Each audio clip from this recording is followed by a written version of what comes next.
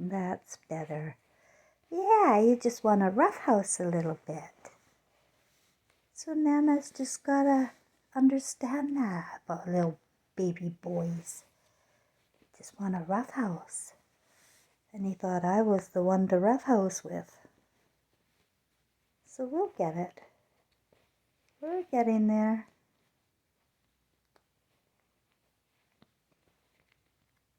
He likes when I blow bubbles too.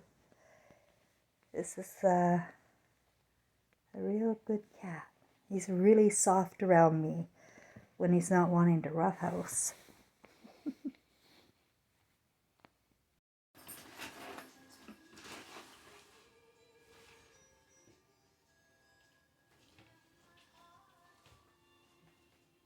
Hi everybody, I hope everybody's doing well. I'm feeling much better today, so much so I went for a long walk to the market. And I have been trying to train my kitty into not eating me alive with his claws and his big mouth. He's just a 2-month-old kitten, and I guess he's a boy too, and he wants to roughhouse. He doesn't mean to hurt me, but boy has he been hurting me, and I have not reacted well.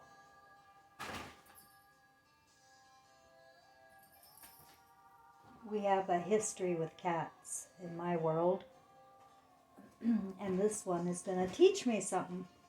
And already today I learned you got to open up your mind and give yourself ideas on how to fix the problem. So I got me a little teddy bear and it worked. Actually, it was a teddy bear that Frank had sent. Hey guys, I did several little short videos today, and a nice little collection too, but somebody didn't want me to publish it, so it didn't get published. And they're all deleted. So I don't know what's going on there. I always accept things at face value because you just don't know what's going on. It could be a spiritual reason. It could be they're really trying to stop me from talking about what I talk about. This is a soul trap. They can actually keep your souls locked here.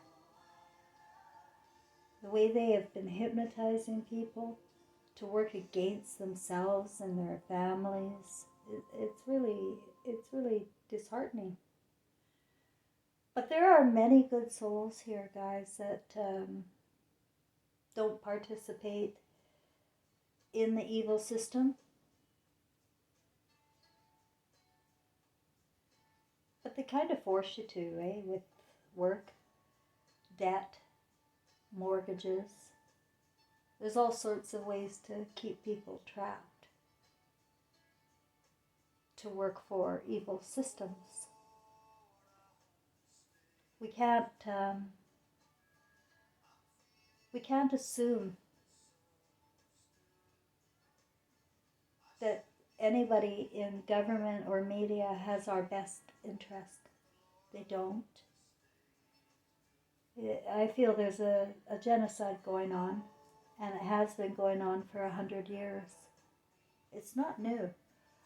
In fact, this is just a cycle because we had the same sort of pandemic 100 years ago, almost to the day. You know, it really does repeat history every 100 years, and because of social media and our easy access to history, this, and plus I think the speeding up of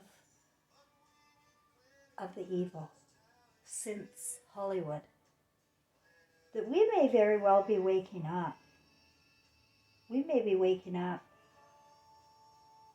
pretty quick. And it's sort of, a thought came to me a little while ago that, you know, I come with very little self worth. You know, I'm a human being here on earth who has been kicked to the curb by my own family. And then I had to deal with what humanity's like when you don't have a family. And it's not good. It's not good here at all. But for some reason,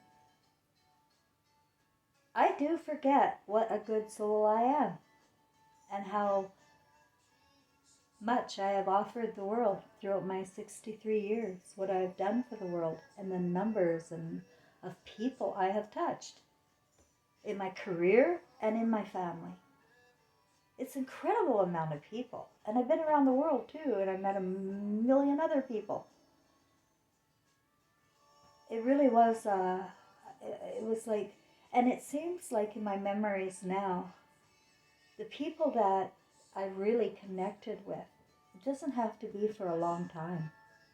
It can be for one interaction, one meeting, when I connected with certain people throughout.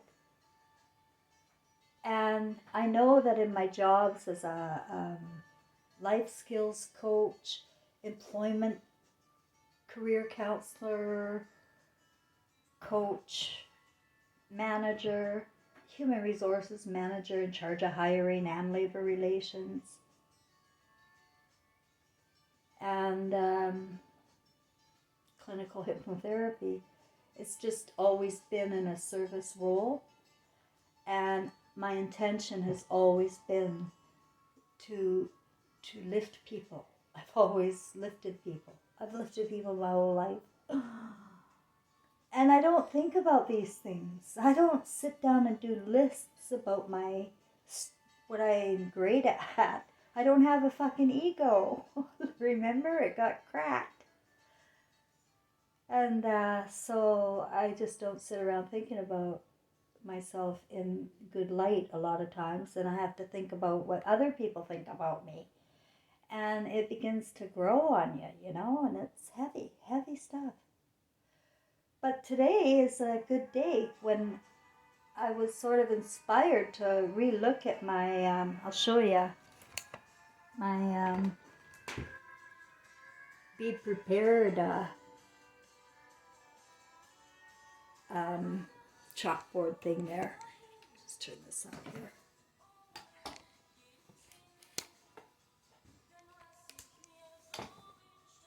Be prepared. Now, those two words were the only words I heard or remembered the next morning after the beams of light came. They downloaded me with the history of my life, my movie that I had to watch, and how I didn't see, I had no intuition, and I had no feelings. Like, my feelings were all emotional reactions, and it was like vomit all over the wall a lot of the times. I was in a lot of distress and pain, but I had no idea why. You know, I blamed myself because I was conditioned to, for the way I was, and which was well, the worst I could think about is drank my head off sometimes.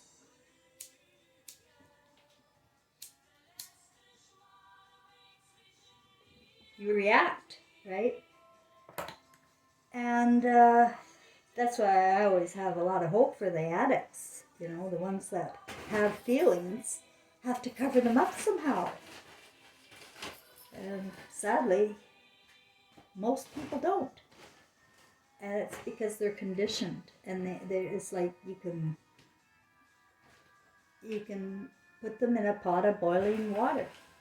Or a pot of water and watch it boil. And then when it's too late, they want to jump out. Or they just don't know they're slowly being cooked. But afterwards, the beings of light downloaded me with that. They did some parts work with my body. That's the only words I could think of to articulate what they did with my body was parts therapy, which is a therapy I used to do in hypnosis. And I remember thinking during this event, oh my God, they're giving to me what I give other people. They're doing to me what I do for others. They're healing me. I remember thinking those thoughts. And then they finished and went away. The lights went out. But my son was standing there. My son, Trevor. And he gave me this most amazing heart orgasm. Like I'm not kidding. We were hysterically laughing together and loving each other. And I felt it physically in my heart, like it was exploded 100 times. Nothing like that is felt on earth, nothing. And so it's memorable. And I'm sure it was meant to be. But in the morning, the only things I remembered was the beings of light were there. They did some work on my body. They told me to be prepared. And then Trevor. That's it. Well, the twist is, I'm going to let myself go with this. Remember, everything that you conjure up in your imagination, you can say it out loud. And I'm going to say it out loud. And it is, well, first I'll tell you what I was thinking. I was thinking it's really weird that nobody I know is dead. Nobody I know is dead other than the family that was deceased before 2010. Everybody was dead or alive. And I got a huge family. And nobody's been dead for a long, long time. And I find that curious here in this genocide world, right? Like, what is going on? And it came to me that they're meant to see me. They're going to see me.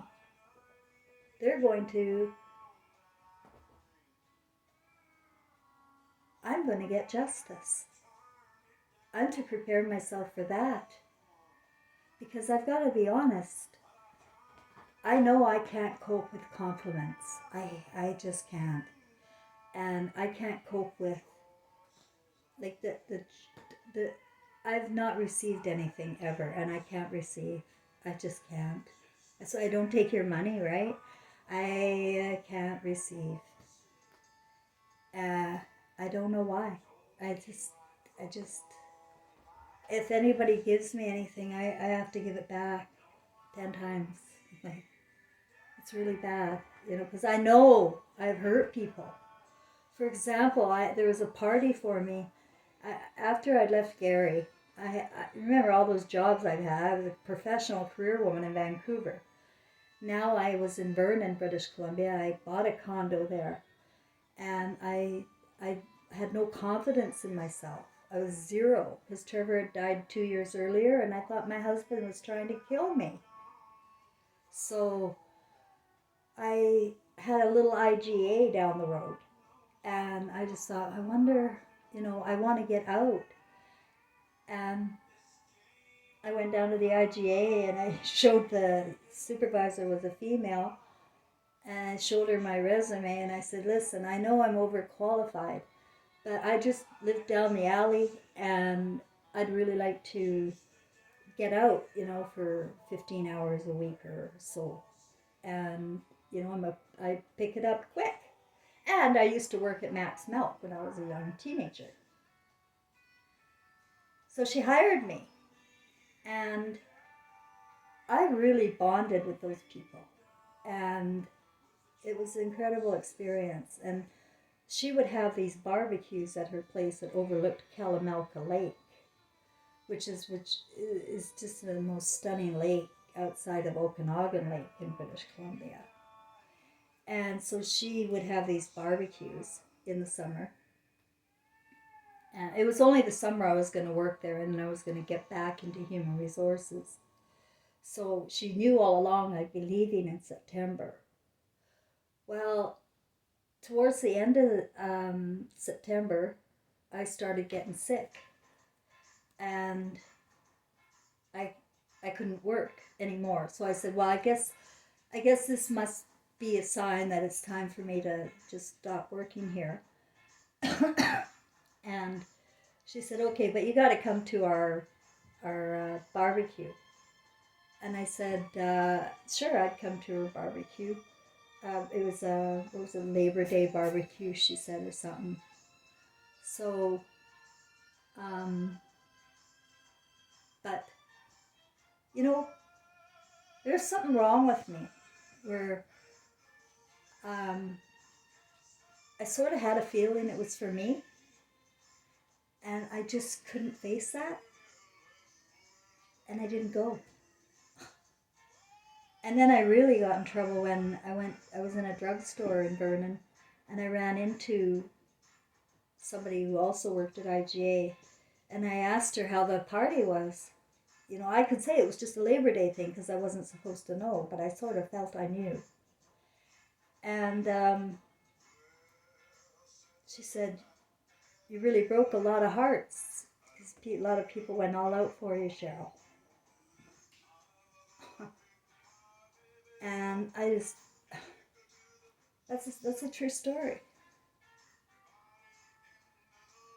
And it's not like I had anything else to do. It was just my fear of that type of thing. I just am not used to it. And I have a feeling, because I've thought it before while I've been here in Quebec, I have a kind of feeling that I'm supposed to be prepared for my justice, that things will be known. What if?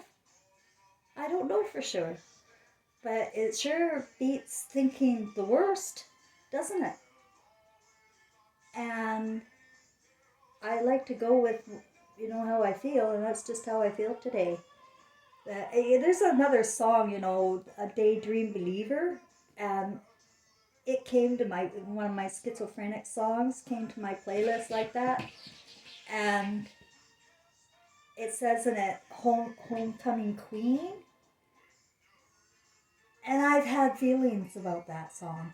I have had feelings. They've been trying to hint that I'm pretty good, that I'm pretty darn good,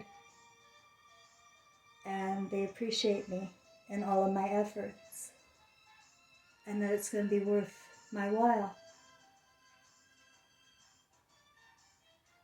Now, I could be all wrong, but trust me, I don't set myself up for failure. I just, like I said, I won't be able to cope with that. I mean, I could look at how I've been coping with, like, as my consciousness unfold over the last, since 2016, I've learned that my son is the spirit of Jesus, King James, and Elvis, and Trevor forever. And I'll just turn this down, it's distracting me. Anyway, and Mary, right? If the story's right about me, it suits me. It really does.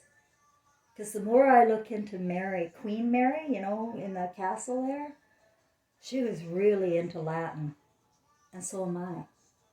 Although I'm not able to study it. I don't have a left brain anymore, but I really love Latin. And she also really studied piano. I just bought a xylophone. Now, I don't know about Gladys Love. I didn't read that book yet. I bought the Gladys Love and Elvis Presley book, but it was too disheartening for me in the first chapter when I saw the bullshit about because it was somebody in the military that wrote it, guys. I can tell a mile away, like Anne Frank. Everything in our world, and that was downloaded to me, is a lie.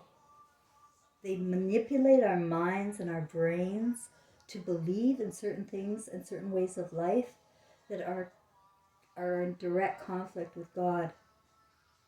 And you have to realize that we've had a godless world for a long time, especially with Hollywood. This is the time, guys. Because although we've been repeating cycles over and over again, this is the time to face ourselves and what we do for the name of survival here. Because you're playing a role in a simulated evil place. I don't know how or why it turned evil other than what I know about hypnosis and the Garden of Eden. That's what I know. It's hypnosis. And that was invented in 3000 BC. And it's all lining up with the timelines of what happened to man. You start thinking of your women like that, you think of your mother like that, which means you have doomed your daughters and your soulmate. And it's been going on like that in a hideous role where she's property. And nobody's happy, guys. You know, cowboys aren't happy. Sons aren't happy. And you won't be until you get out of the Garden of Eden and every other fucking book that's come along since then to make you think the worst. The worst. And remember, I thought the worst of my mother. This is one of my schizophrenic songs here.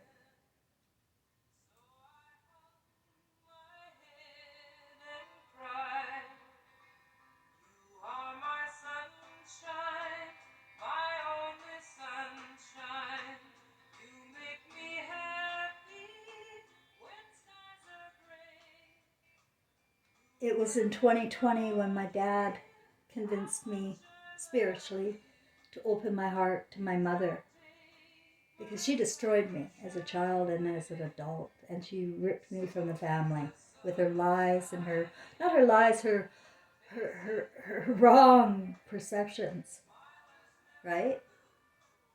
But that was our whole plan. That, I'm sure of it. That was our plan. I picked her as a mother. And now I look at us in spirit, we're the same. She's my twin flame, my mother, the one I wrote, Evil Eyes, A Daughter's Memoir. It's at Amazon. It's a book about me, and you can see what I've been through with these people. Not a word of it's a lie. And it got worse after the book, of course, because, you know, now they can blame the book. People don't like the truth. But my mother was crying in spirit, because it doesn't matter what our contract is.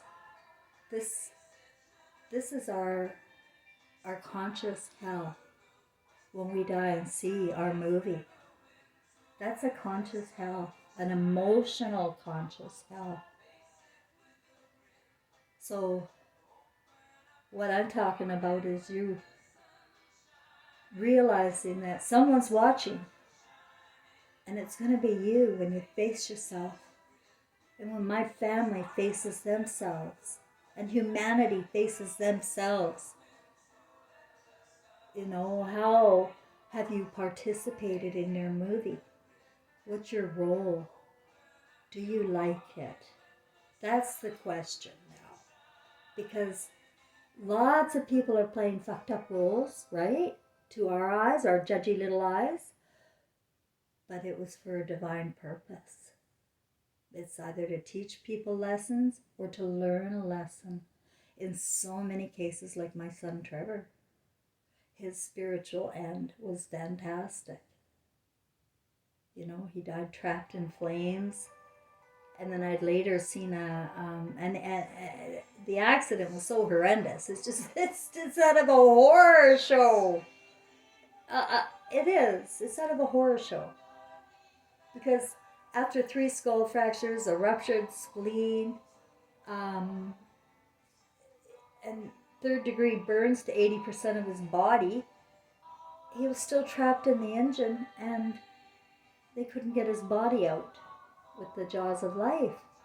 So they had to cut his legs off at the knees because he was still alive. Yeah, that's a horrible... It's beyond if you were the mother, trust me. And then he's still alive for 2.5 hours at Edmonton Burn Hospital. And it was spiritually, I learned. They left him to die in a storage room with a white sheet. They didn't do any treatment.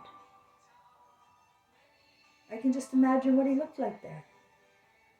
But I did see a medium a few months later, which I've talked about with Barbara, the one from England there. And when she told me about how Trevor saw me kicking the vacuum cleaner down the stairs the day before, I knew that she was for real. And she told me that when he left his body immediately, and he was watching what was going on, and he was still attached with his, she called it a silver thread, and he looked down at his wife, and without a lie, he said, I hope the lady's okay. He didn't remember her name. And it's not that Barbara wouldn't know her name.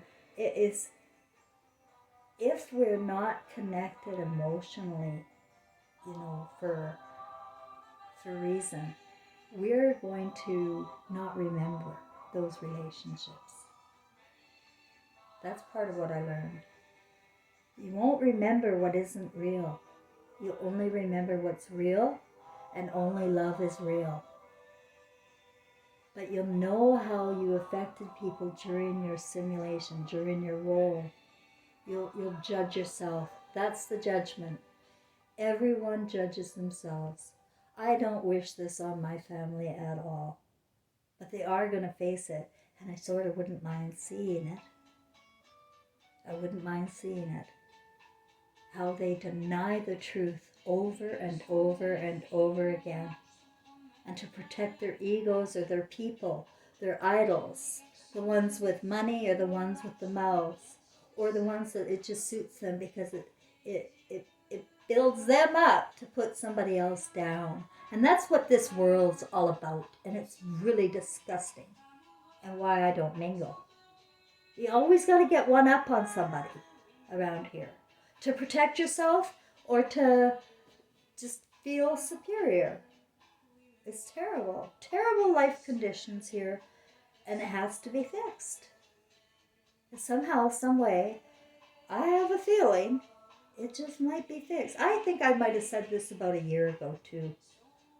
That it could be Christ is coming. Which means Christ consciousness. It's not too far off the,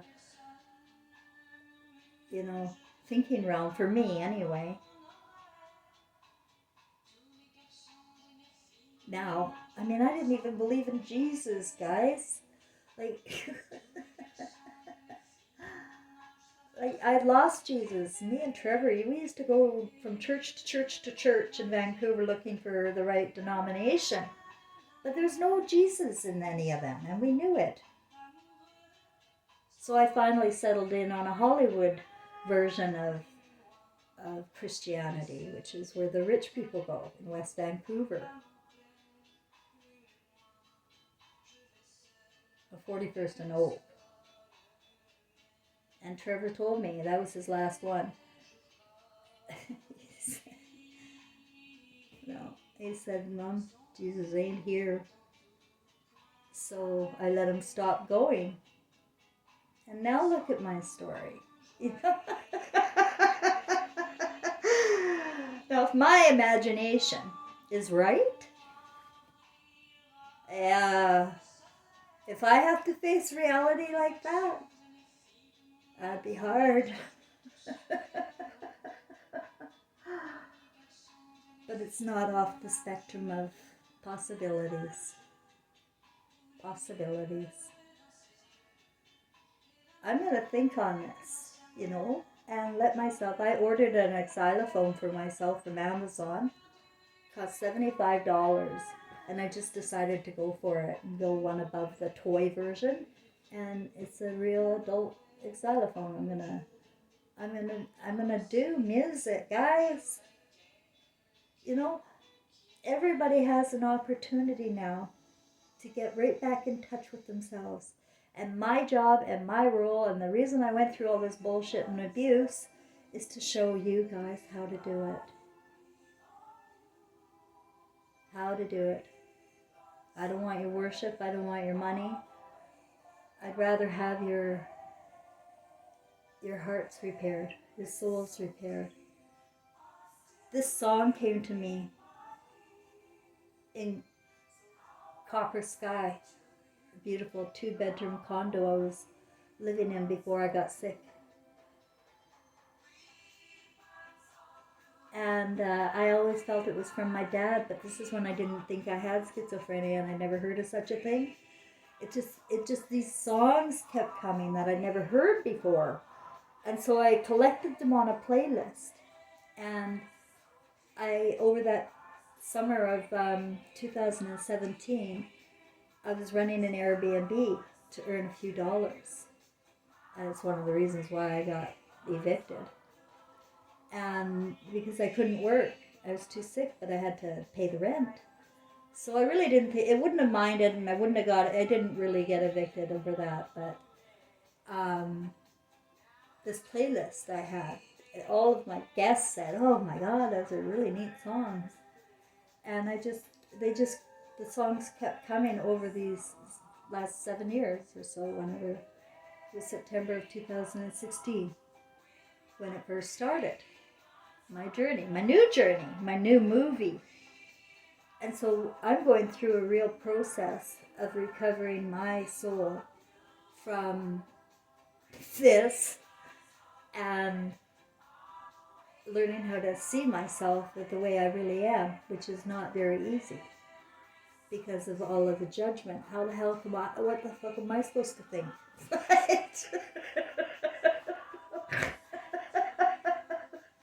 I can think of me like that. And it's terrible what people think and the way they can twist things and think the worst intentions all the time. That you've got the worst intentions in the world. All the time, and gaslit, and then add to it because it's fun and it feels good. Well,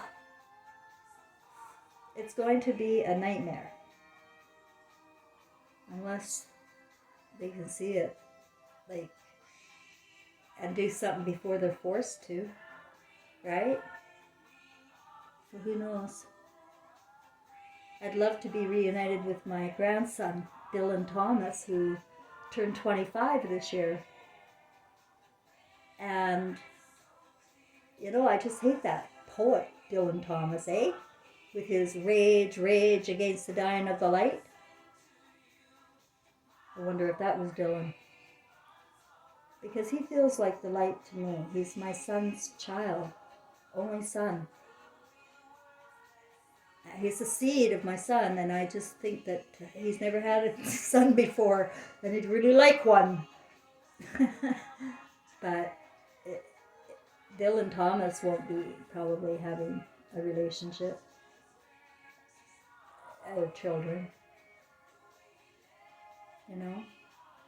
He's ruined.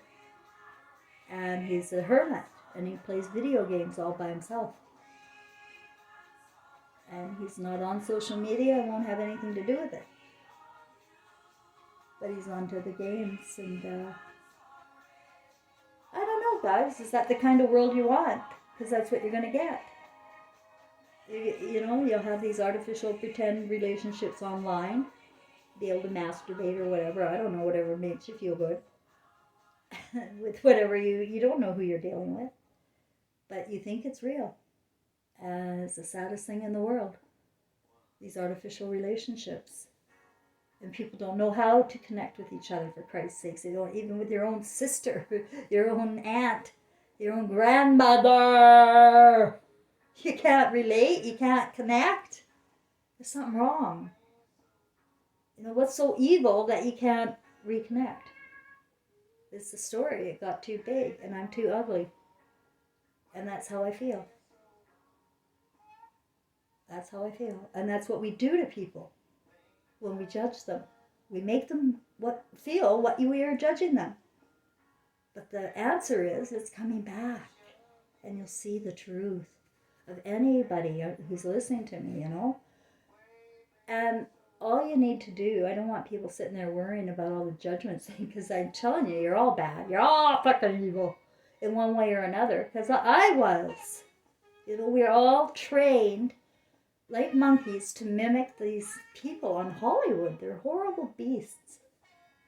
And we learned how to live a world that is not conducive to Christ at all, especially in the last 100 years. So it may have been a good thing, because it just got so evil that it's coming to a halt. It's got to come to a halt. Great reset, maybe. Let's look at the light side.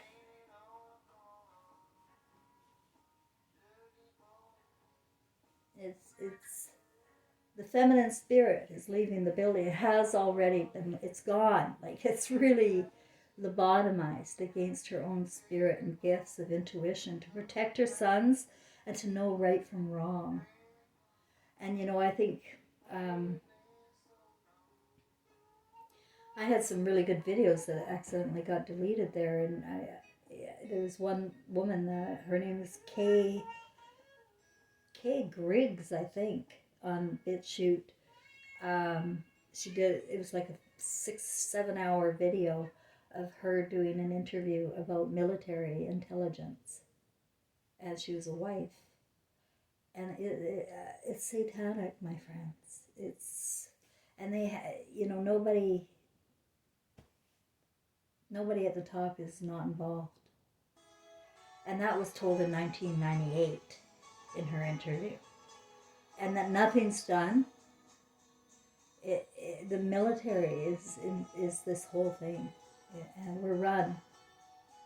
We're not safe, and so something's going to give, and I don't know when or what, but it's just disgusting how people can't connect with their own families now because they're so divided, to build strength to fight this and to talk amongst each other. But it was all on purpose that you're not talking to each other too, and fighting with each other, all on purpose. It's chaos, right? And it's the Masons. It's chaos.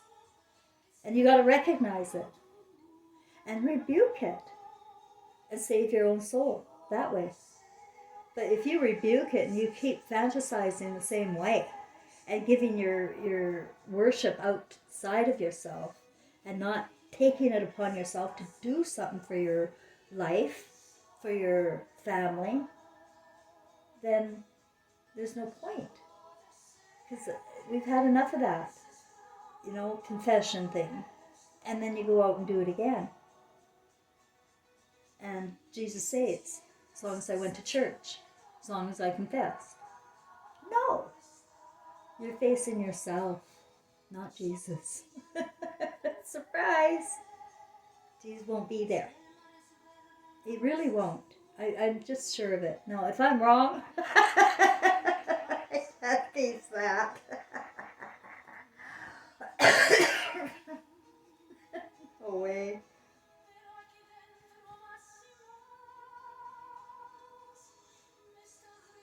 I don't know. Maybe I'm going crazy, guys?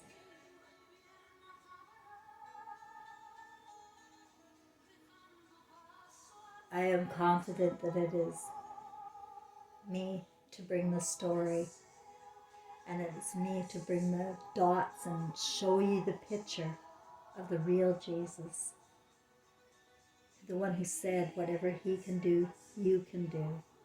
That he didn't separate us. The church separated him from us. And that's why we couldn't find Jesus in any church.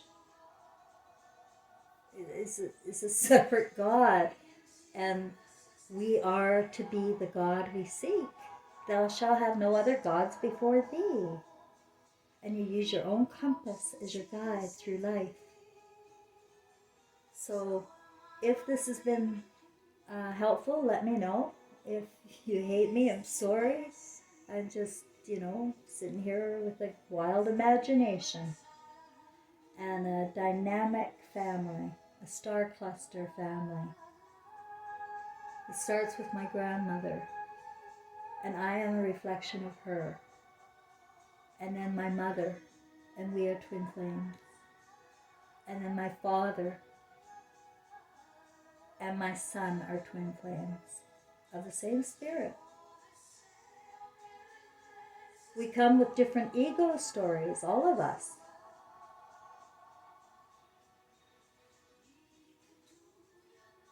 I often wondered, if I'm going through all of this for some kind of karma, right? And yeah, you can never know. You never know. So I was thinking about my last life must have been Gladys Love, because she died in 58. I was born September 11th, 59. And the thing is, she was supposedly a drunk and died of a heart attack at 46. She has a very similar story to me. I was the same way at 46, only I didn't die of a heart attack. And I have this inspiration. She was killed by the military because Elvis Presley was a CIA asset. I don't know if they know the blood, because I know I've been a target all my life, a medical target, educational target too, and an employment target. Every facet of my life I've been targeted because I'm a truth teller. I don't put up with these bullshit lies from anyone, not a corporation, not a government, no. But I was still blind and sleepwalking and didn't have enough feeling to do anything.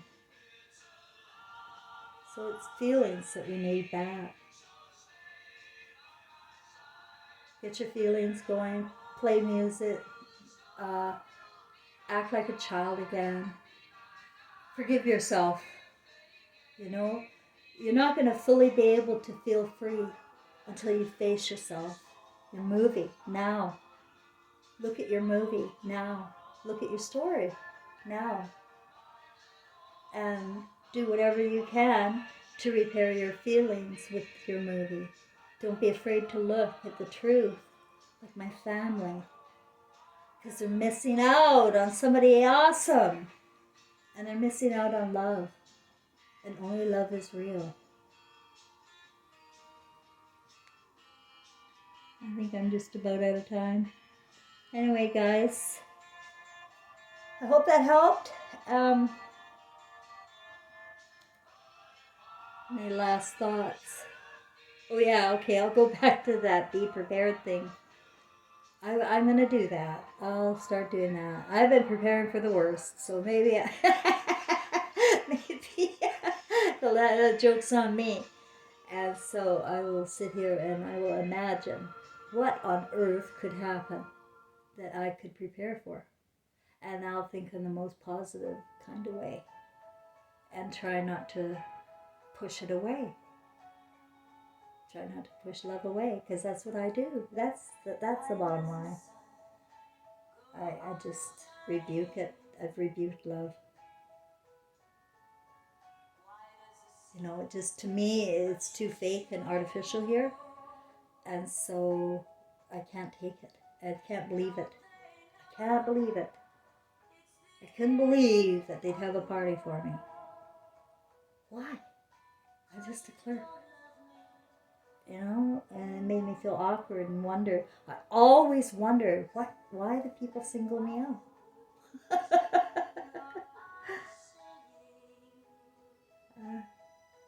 I met so many great people along my journey, but I also met a lot of assholes. And I hope to God that they do face what they did to me. The most worst was in Fort McMurray as a 48-year-old woman and not sophisticated. It was just hideous. And I can't believe that people are so void of conscience here, guys. It's It's become normal, and our children and teenagers and young people aren't safe. They're not safe. You know, with the imaginations of Hollywood going on and the media creating as much chaos and stress, you know, protect yourselves, okay? And let's be prepared. Maybe be with me and let's see what we come up with for being prepared. What possibly could, what could I prepare for? Jesus Christ showing up to everybody, like Trevor, the way he was visible to me all this time, that he shows up for everybody, like they saw Elvis walking around after he died at 42, when he saw his mother in the mirror. I know that's how he died. Wasn't no drugs, although he was a drug addict. He saw his mother in the mirror and he died. I know that. And that was his story. But it was over. It was a new story to be born to Cheryl Ann Grosclose for a new purpose.